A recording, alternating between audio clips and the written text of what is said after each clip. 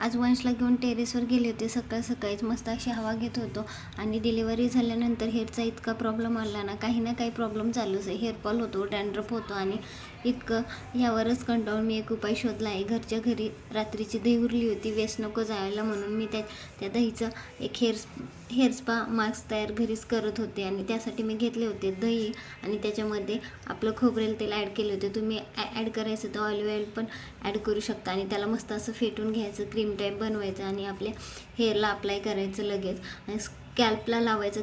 का म्हणजे डॅन्ड्रफ ह्याच्याने डेफिनेटली जातं. मी यूज केलेले आहे 2-3 वेळा आणि मला चांगला फरक पडला म्हणून मी म्हटलं तुमच्यासोबत पण शेअर करावे म्हणून मी आता शेअर करत आहे. मस्त असं सगळीकडे लावून घ्यायचं कारण दहीचे खूप फायदे आहेत. हेअरसाठी सगळे बोलतात, स्किनसाठी हेअरसाठी दहीचे खूपच फायदे आहेत म्हणून मी आता हे यूज करून बघते आणि मला मागच्या वेळेस पण छान रिझल्ट भेटला म्हणून तुमच्यासोबत शेअर करत आहे. सगळीकडे लावून घ्यायचं आणि ह्याला 30 मिनटं हे तसंच ठेवायचं आणि घरातली कामे करून घेतली आणि त्यानंतर मी हेअर वॉश करून घेतले. बघू शकता रिझल्ट कसला भारी आलेला आहे. मला ही माझी 3री वेळेस आहे आणि 3ऱ्या वेळेसच मला खूप छान रिझल्ट आला आहे.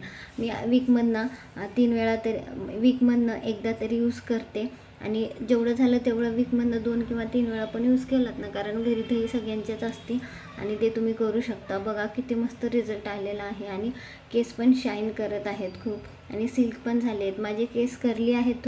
सलूनमध्ये जाऊन महागडे स्पा करण्यापेक्षा आपल्या घरच्या घरी रामबाण उपाय करून बघितलेला कधी पण चांगला. बघू शकता किती छान हेअर वाटत आहेत माझे. करली असून पण एवढा छान रिझल्ट आलेला आहे आणि स्कॅल्पमध्ये पण बघू शकता डॅन्ड्रफ अजिबात दिसत नाही. 2-3 वेळा ट्राय केले म्हणून हा मला रिझल्ट जाणवला आहे. तुम्हाला लेमन ॲड करायचं त्यामध्ये ते पण करू शकता.